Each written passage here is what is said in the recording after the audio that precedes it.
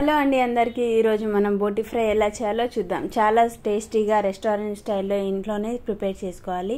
ముందుగా అయితే బోటి బాగా కడిగి అందులో అయితే ఉప్పు పసుపు వేసి కలిపి దాన్ని అయితే అలాగా ఉడకపెట్టుకోవడానికి అయితే పెట్టేసేయాలండి. సో ఇంతలోపు అయితే మనం అయితే దానికి కావాల్సిన పదార్థాలు కట్ చేసుకుందాము. సో ఫస్ట్ అయితే ఆనియన్స్ కట్ చేసుకోవాలండి. ఇప్పుడు చూద్దాం మనం అయితే బోటి ఉడికిందో లేదో. సో ఇదైతే ఉడుకుతుంది, బట్ ఇది ఉడకడానికి చాలా టైం పడుతుంది కాబట్టి ఇక మూత పెట్టేద్దాం.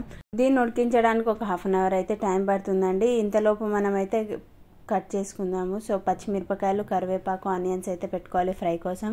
నేను టమాటోస్కి బదులు లెమన్ యూజ్ చేస్తున్నాను. ఇందులో మనం ఇంకా అందులో వేయాల్సిన మసాలాలకైతే ప్రిపేర్ చేసుకుందాము. ముందుగా అయితే మనం పచ్చిమిరపకాయలు 4-5 రెమ్మల గార్లిక్ అయితే వేసుకోవాలి. అందులో అలానే ఉప్పు వేసుకోవాలండి. ఇలా వేసుకున్న దాన్ని అయితే పేస్ట్ చేసుకోవాలి. సో ఇది చాలా టేస్ట్ అయితే ఇస్తుంది. మనం ఇంట్లో కారంకి బదులు పచ్చిమిరపకాయల పేస్ట్ అనేది యూజ్ చేస్తున్నాము. సో ఇదైతే ప్రిపేర్ అయింది. ఇప్పుడు చూద్దాం మనం బోటి ఉడికిందో లేదో చూద్దాము. సో ఇదైతే వాటర్ అయితే దగ్గరకు వచ్చేసిందండి. సో అయిపోయింది. సో దీన్ని అయితే వంపేసేయాలి. సో ఈ వాటర్ అనేది కూడా యూజ్ చేసుకోవచ్చు. దీన్ని అయితే పక్కన పెట్టుకోవాలి. ఇప్పుడు ఒక గిన్నె పెట్టి అందులో అయితే 3 టేబుల్ స్పూన్స్ ఆయిల్, జీరా వేయాలి. సో ఇందులో అయితే ముందుగా మనం కట్ చేసుకున్న కరివేపాకు, ఆనియన్స్ ఇవన్నీ వేసుకోవాలండి గిన్నెలో అయితే ఫస్ట్ అయితే. సో ఇవి బాగా మగ్గుతున్నాయి అని అనిపించినప్పుడు అందులో మనం కొద్దిగా అయితే గార్లిక్, జింజర్ పేస్ట్ వేసుకోవాలి. సో మనం ముందుగా దంచుకొని పెట్టుకున్న మసాలా ఉంది కదా, సో అదైతే వేసుకోవాలండి.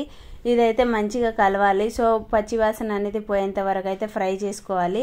సో ఇక మూత తీసి చూస్తే ఓకే, ఇది అయితే మగ్గిపోయిందండి. సో ఇందులో అయితే మనం ఇప్పుడు అయితే బోటి అనేది షిఫ్ట్ చేసుకోవాలి. సో మనం ముందుగా తీసి పెట్టుకున్నాం కదా, ఇదైతే షిఫ్ట్ చేసుకోవాలి.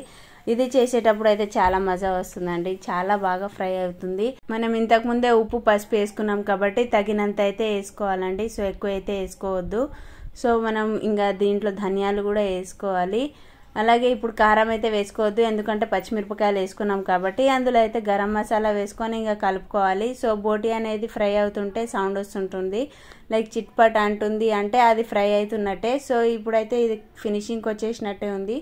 సో మనం ఇంకా కలుపుకోవాలండి బాగా. ఎంత బాగా ఫ్రై అయితే అంత బాగా టేస్ట్ వస్తుంది. ఇది ఫినిషింగ్ అయితే వచ్చేసింది. సో లాస్ట్లో అయితే మనం వామ వేసుకోవాలండి. ఈ సీక్రెట్ అయితే మా డాడీ చెప్పారండి. అలా అయితే టేస్ట్ వేరే లెవెల్ అండి. ఇంకా చాలా టేస్టీగా అయితే ప్రిపేర్ అవుతుంది. సో ఇందులో ఇక ఫైనల్గా అయితే కస్తూరి మేతి, కొత్తిమీర వేసి ఇంకా నిమ్మకాయ పిండుకోవడమేనండి. ఈ స్పైసీ జ్యూసీ బోటి ఫ్రైని అయితే ట్రై చేసి మీ ఫ్యామిలీని ఆశ్చర్యపరచండి. ఈ రెసిపీ మీకు ఎలా కుదిరిందో కమెంట్ చేయండి. సో ఈ వీడియోని లైక్ చేయడం మర్చిపోకండి, అలాగే సబ్స్క్రైబ్ చేయండి. Thank you for watching.